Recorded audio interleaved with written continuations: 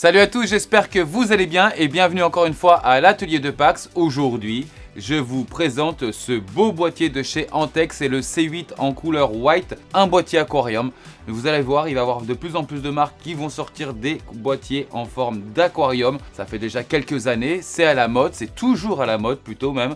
Et on va avoir donc ce nouveau boîtier que Antec vient tout juste de produire. À cette occasion-là d'ailleurs, il va y avoir un jeu concours et vous allez pouvoir le gagner, mais pas que sous forme de boîtier. Vous allez pouvoir le gagner tout simplement en forme de PC gamer complet avec carte graphique, processeur. On va en parler tout au long de la vidéo. Alors déjà, oui, il va y avoir un jeu concours. Comment on fait pour participer? C'est très simple. Ça se passera sur le site internet, mais je vous mettrai le lien en description. Une fois que vous êtes sur le site internet, vous retrouverez l'onglet jeu concours. Vous cliquez dessus et vous aurez le jeu concours. Ça vous ramènera sur la plateforme Glim et de là, vous saurez normalement faire. Et comme d'habitude, pour pas que ce soit trop facile, il y aura toujours un mot-clé à découvrir caché dans cette vidéo. Nous voilà, donc je vais tester ce boîtier parce qu'aussi le but c'est de savoir que vaut vraiment ce boîtier comparé à son prix bien évidemment, comparé aussi à la concurrence, les tenants, les aboutissants, les points positifs, les points négatifs et comme d'habitude aussi on va le noter en fin de vidéo. On ne va pas perdre de temps, on se retrouve juste après le petit moment sponsor de GVG Mall et c'est maintenant.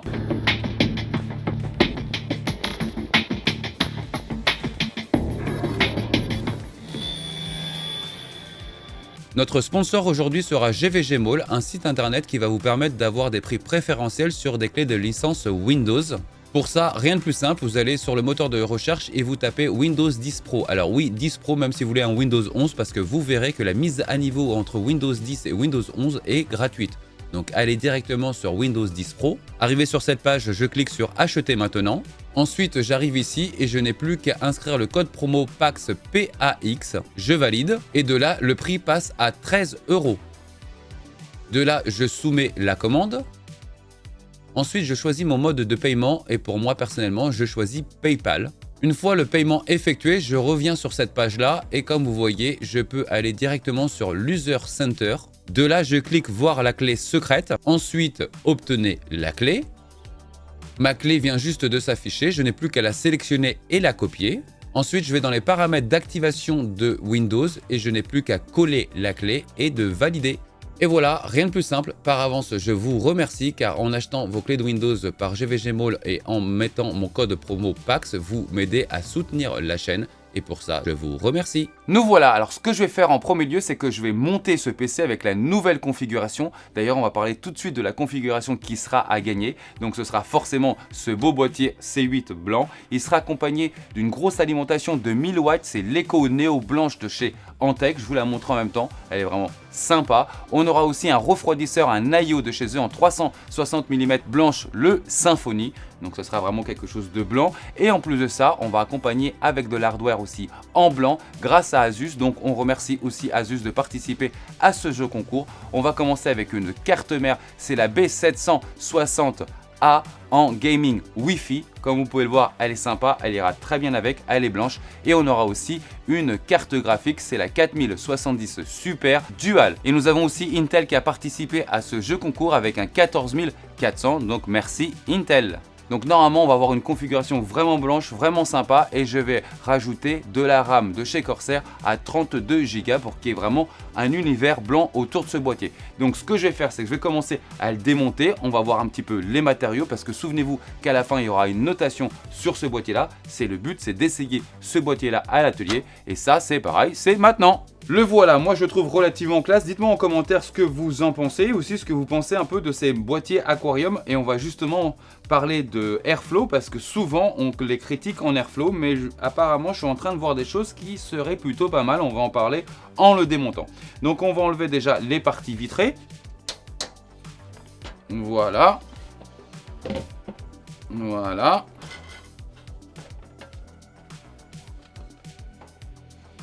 Voilà. Donc ce qui est plutôt pas mal, comme vous pouvez le voir, c'est que l'intégralité de l'arrière est complètement ajourée. Donc ça va royalement aider l'airflow à se faire dans le boîtier. On peut voir ici qu'il y a une double chambre, c'est-à-dire qu'il y a une cloison pour séparer la partie aération que la partie technique où il y a l'alimentation. Alors cette double chambre, elle est soit faite ici pour mettre donc 3 ventilateurs ou 3 ventilateurs avec radiateur. Donc ça va être plutôt pas mal parce que je peux vous dire que c'est efficace généralement. Et en plus, forcément, ce sera ajouré derrière pour avoir le flux d'air. On va parler un petit peu de matériaux.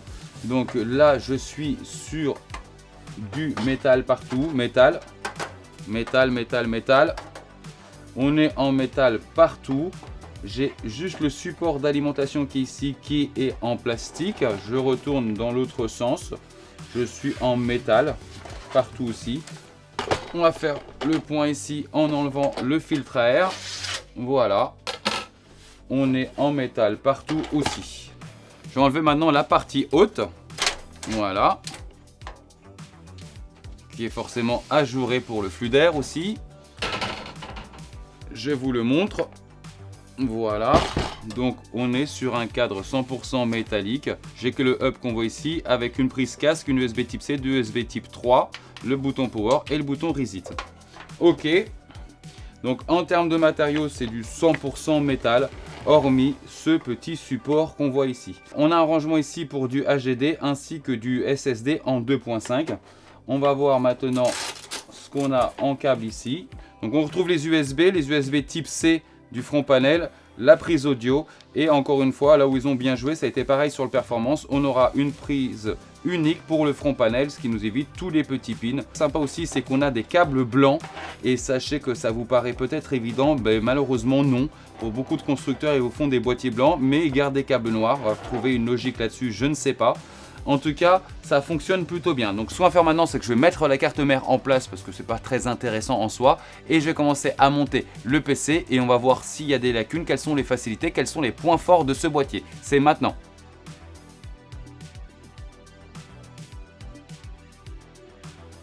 Ça y est, je viens de mettre en place donc notre belle carte mère et ainsi que le processeur. Ce que je veux voir maintenant, ça va être la mise en place donc de cet I/O de chez Antec. Je vous en ai parlé, c'est le Symfony. Je vais voir un peu la facilité. Souvenez-vous que sur l'ancien boîtier que j'ai testé, le performance de chez eux, il y avait une partie qui était escamotable et c'était plutôt pas mal afin de pouvoir le mettre en place sans avoir trop à faire le contorsionniste.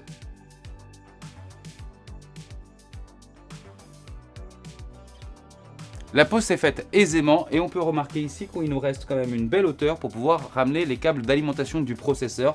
Alors pour tous ceux qui savent, mais généralement c'est un peu une galère ensuite de le faire passer. J'ai voulu essayer quand même parce que je me suis aperçu qu'il y avait quand même un sacré delta entre la carte mère et le top du boîtier. Mais malheureusement, comme je vous l'ai dit, cette partie n'est pas escamotable. Alors ça peut se justifier effectivement parce que tout simplement je n'ai aucun montant ici car c'est vraiment de l'effet aquarium qu'on va retrouver. Donc forcément, n'ayant pas de montant, la partie escamotable doit être plus compliquée à réaliser. Bon, ça commence à ressembler à quelque chose, en tout cas pour le futur gagnant, il y a de quoi se faire plaisir. On va mettre l'alimentation maintenant en place et contrairement à ce qu'on a déjà vu justement sur d'autres boîtiers Antec et sur d'autres marques aussi, il y a une option que j'aimais beaucoup, c'est de pouvoir entrer l'alimentation par ici et de pouvoir la visser avec une plate qui était amovible ici. Dans ce cas de figure, on va quand même se l'avouer, ça ne sert strictement à rien parce que d'habitude une alimentation elle est là et c'est quelque chose où on a beaucoup de mal à passer les mains à l'intérieur. Alors là, pas du tout. Du fait de la retrouver ici, en fait, ça va pas jouer sur grand chose. Donc, on va pouvoir la mettre là directement. Et ce qui est plutôt pas mal aussi, c'est que du fait que toute la partie arrière, je vous ressors la plaque, est ajourée, vous voyez, il va avoir une bonne reprise d'air à ce niveau-là. Je vous avoue que c'est le câble management qui va me faire un peu peur sur ce type de boîtier, contrairement à ce que j'ai l'habitude de faire avec Antec. Je pense que là, ça risque d'être un petit peu plus compliqué. Pourquoi? Parce que tout simplement, là déjà j'ai 6 câbles, 3 pour les RGB, 3 pour les ventilateurs aussi. Et là, je vais en avoir encore 3 et encore 1. Donc en gros, on est à 9 plus 1, 10. On va voir comment ça va être gérable. Et je peux vous dire aussi quelque chose qui est dommage dès à présent, c'est qu'il n'y ait pas mis en place directement un hub de chez le fabricant. Ça aurait pu être fortement agréable et bien pratique, surtout quand on voit le nombre de ventilateurs qu'on va devoir accueillir. Parce que même comme ça, je ne vois pas encore où est-ce que je vais pouvoir le mettre. Donc je vais mettre l'alimentation en place, on va voir ça.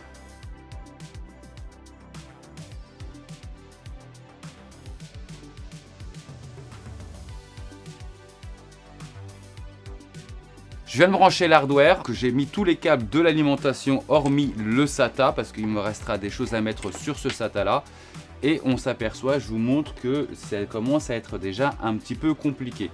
Ce qui va me faire peur maintenant, ça va être vraiment le positionnement des futurs hubs pour pouvoir dispatcher 10 ventilateurs, 10 RGB plus l'IO. C'est là où il va avoir ma crainte. Alors ce que je vais faire maintenant, c'est que je vais mettre les ventilateurs en place et on va voir ce que ça donne.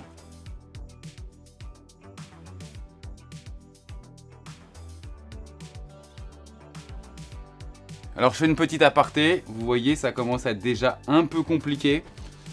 Ça c'est uniquement forcément le RGB des ventilateurs de l'IO ainsi que le RGB de l'IO en lui-même et les 3 ventilateurs de l'IO. Donc ça fait déjà pas mal et regardez bien ce qu'il y a en face, donc ça va être difficile pour le rangement en sachant qu'il me reste encore ce volume là.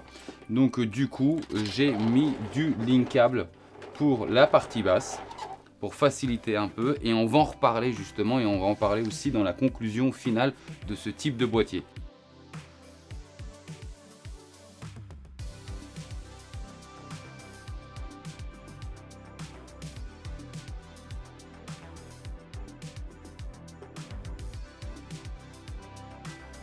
Alors j'ai branché 100% des ventilateurs et on va voir maintenant où est-ce qu'on pourrait ranger ça.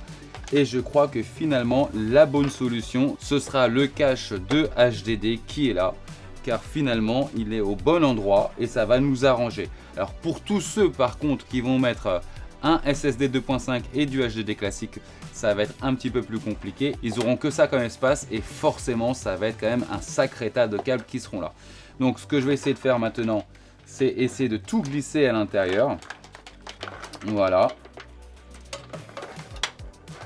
Est-ce que ça s'appelle du cache-misère? Je ne sais pas, mais en tout cas, ça s'appelle du cache-câble. Ça, c'est sûr.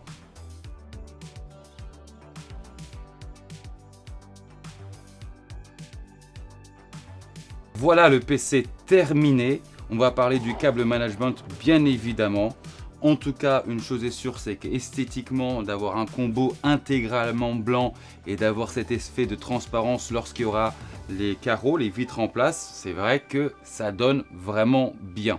Il faut savoir, petite anecdote, en parlant avec plusieurs fabricants, les configurations blanches, comme on voit à l'heure actuelle, ce sont les configurations les plus vendues en Europe. Ça se passe en France, c'est-à-dire que nous, en France, on adore voir de la config blanche. Je peux confirmer, à l'atelier c'est pareil, je trouve ça très beau. Donc on va revenir maintenant sur le câble management. Ici ça se passe très bien. Ah ben même j'ai un peu tiré, vous voyez, à force de tirer, j'ai eu l'USB type C qui s'est débranché. On va le remettre en place. Voilà. Donc ici ça se passe très bien, pas du tout de sujet. Et là comme vous pouvez le voir, bah forcément à l'endroit où il y a l'extraction d'air, ça va plutôt bien se passer. Par contre ici, on a de la chance, les câbles sont blancs, donc ça fait moins touffu, mais croyez-moi qu'ici il y a quand même quelque chose qui est déjà pas mal. J'ai une bonne boule de câbles de ventilateur ainsi que de câbles RGB et là on a complètement rempli ce cache qui sert à l'origine pour les HDD. Alors comme je vous ai dit, la chance c'est que dans cette configuration on n'a pas de HDD.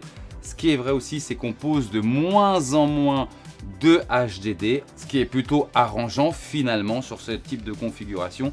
On rappelle que généralement les personnes qui prennent ce type de boîtier là, c'est pour complètement exposer l'hardware à l'intérieur, le RGB de leur PC. Donc voilà, c'est pas forcément des gens qui vont faire du gros stockage en HDD. Mais bon, il doit quand même en avoir quelques-uns, une minorité, mais elle doit être là.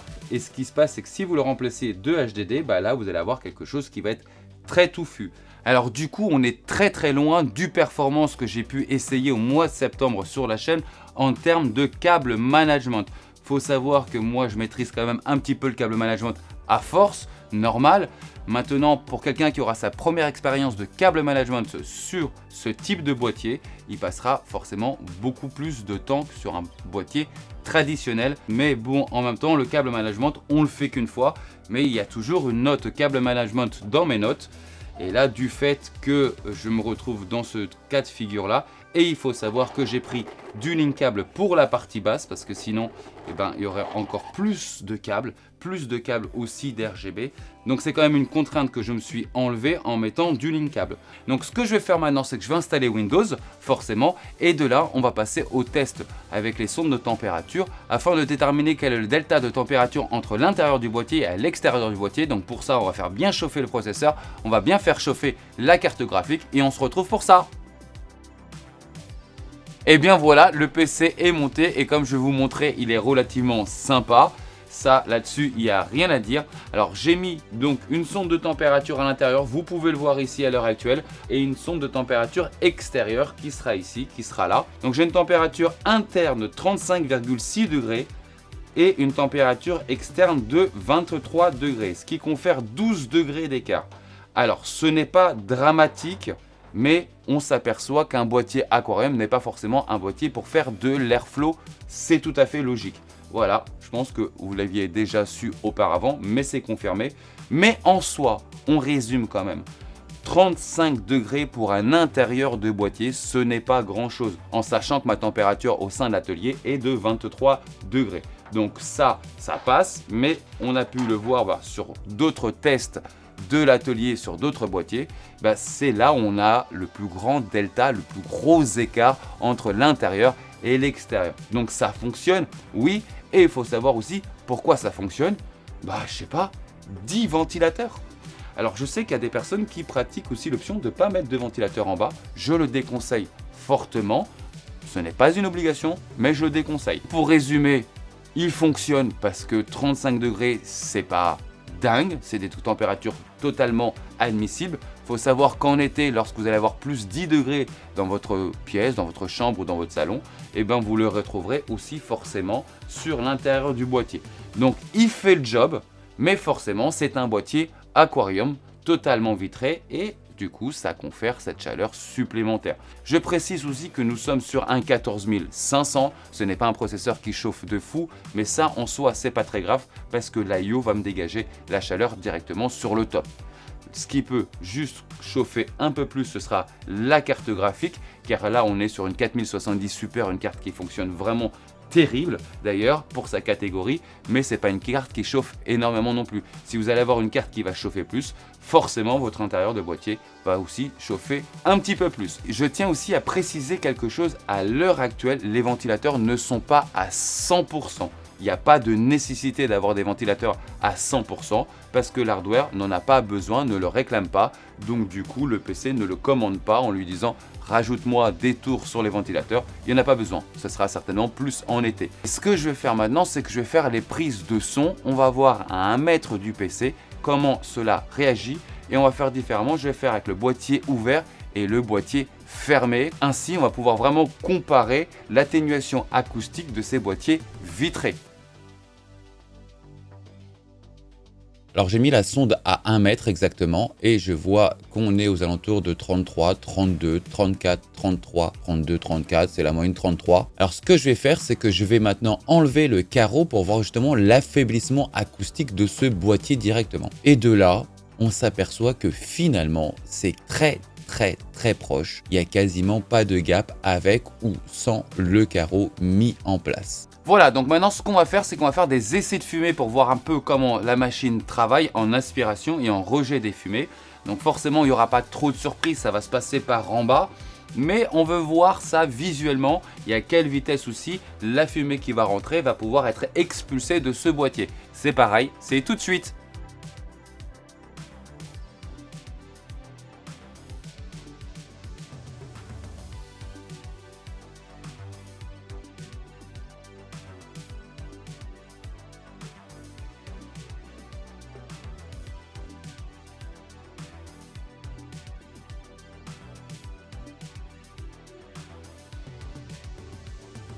J'espère que vous avez aimé les images, mais vous avez aussi pu vous rendre compte que finalement ce n'était pas évident au niveau de la fumée pour voir l'airflow et c'est tout à fait normal car le canon de fumée qui est envoyé, il est unidirectionnel, c'est-à-dire qu'il va envoyer dans une seule direction et malheureusement les 3 ventilateurs de 140 mm que vous pouvez voir à l'heure actuelle, eux ils vont attraper de l'air par ici, par ici, par ici, par ici, et donc du coup quand elle avalait de l'air à ce niveau là, elle avalait aussi de l'air à ce niveau là. Donc forcément quand la fumée était avalée, elle était avalée à 100% par le premier ventilateur, 50% on va dire sur le second, et c'est pour ça qu'on voyait de la fumée arriver à ce niveau là du boîtier et rarement à ce niveau là, et finalement elle était ressortie aussi directement par les 3 ventilateurs de 120 mm qu'on voit ici qui étaient rejetés directement dehors.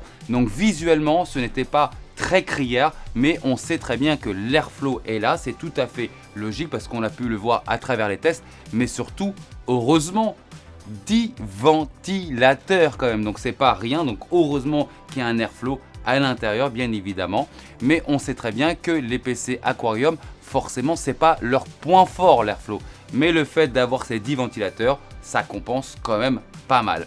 Nous allons maintenant passer aux notations. J'ai mon petit cahier, donc on va faire les matériaux, le câble management, l'airflow, l'acoustique et le prix bien évidemment. Donc nous allons commencer par les matériaux, la conception aussi, les matériaux. Là-dessus c'est vraiment une très bonne note, et avoir une note de 9. Pourquoi? Parce que c'est 100% du métal. Très peu de plastique, juste peut-être 5 cm² sur le support d'alimentation comme on a pu le voir précédemment. Sinon le reste ça fonctionne bien, on est sur du verre trempé, on est sur du métal, les pliures sont très propres, il n'y a aucun défaut, aucun côté coupant, aucun côté tranchant. Je vous dis, il n'y a rien à dire, l'atelier ne peut que lui mettre une bonne note. En même temps ça reste de l'Antec. Pour tous ceux qui connaissent déjà la marque et qui ont déjà acheté la marque, généralement ils ne sont que très rarement déçus. Nous allons maintenant passer au câble management, et là ça va être un petit peu plus compliqué. Je lui ai mis une note de 7 parce qu'effectivement c'est un peu plus compliqué en câble management, parce que tout simplement le fait d'avoir cloisonné le côté pour faire une double chambre, ça c'est très bien en airflow, ça fonctionne bien, l'idée est très bonne, mais du coup on réduit encore une fois l'espace pour faire le câble management, et vous avez vu c'est très compliqué de pouvoir mettre un hub. Donc moi j'ai réussi à tout planquer dans un rack à HDD, mais pour tous ceux qui vont utiliser le rack à HDD c'est moyen. Ils auraient pu en mettre un, surtout qu'ils savent que c'est un produit qui va avoir pas mal de ventilateurs, dans ce cas précis 10, donc beaucoup de câbles. D'ailleurs pour tous ceux qui comptent acheter ce type de boîtier, je ne vous recommanderai jamais trop que du link câble sur ce type de configuration là, parce que vraiment là si on peut optimiser du câble, il faut vraiment le faire. Alors attention, on peut le faire, je l'ai fait, mais c'est quand même plus complexe qu'un boîtier traditionnel. C'est pour ça qu'il a une note de 7. Nous allons maintenant parler d'airflow. En airflow, il aura aussi une note de 7. Pourquoi? Parce qu'il faut lui charger en ventilateur pour qu'il y ait quelque chose d'efficace. De toute façon, on sait très bien que les boîtiers aquarium, les boîtiers vitrines, ce sont des très beaux boîtiers, mais ce n'est pas forcément un boîtier qui va être fait pour l'airflow. La compensation va être sur le nombre de ventilateurs. Il va falloir aussi choisir. Généralement les gens qui préfèrent avoir ce type de boîtier, c'est des gens qui ont des boîtiers vitrines, qui veulent exposer l'intérieur de leur boîtier, l'intérieur de leur hardware, de leurs composants. Ça peut aussi très bien se comprendre. Maintenant forcément ce n'est pas les meilleurs boîtiers en airflow, donc il aura une note de 7. Nous allons maintenant passer à l'acoustique. L'acoustique, c'est là où il aura la moins bonne note, 6,5. Pourquoi? Parce qu'on s'aperçoit que les tests que j'ai fait avec ou sans la vitre, finalement c'est quasiment rien du tout, c'est peanut. Pourquoi? Parce qu'il va y avoir beaucoup de résonance dans ce type de boîtier. Plus il y aura de verre, plus il y aura de résonance. Car le son est une vibration, il y aura une partie qui va traverser la vitre, mais il y aura une partie qui va rebondir sur la vitre et qui va faire une caisse de résonance à l'intérieur. C'est pour ça que lorsqu'on enlève la vitre et qu'on remet la vitre, on s'aperçoit de très peu de changements. Donc on va avoir une note de 6,5.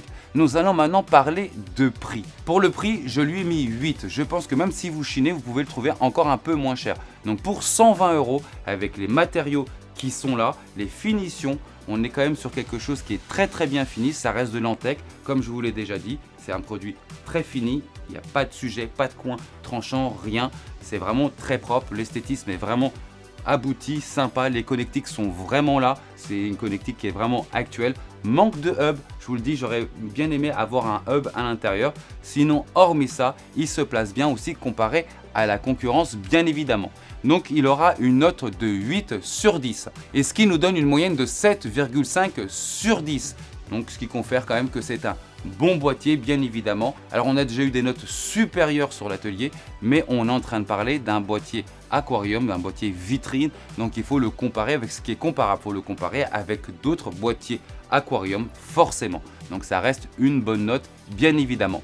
Voilà les amis, j'espère que cette vidéo vous a plu. J'espère que vous allez tous participer à ce beau jeu concours parce qu'il faut quand même l'admettre, c'est une belle configuration. Donc déjà, je remercie Antec, je remercie Asus et Intel d'avoir participé à ce jeu concours, bien évidemment. J'espère que vous n'avez pas loupé le petit mot-clé qui était caché tout au long de cette vidéo. Et je vous dis à très vite pour la prochaine vidéo. Ciao, ciao!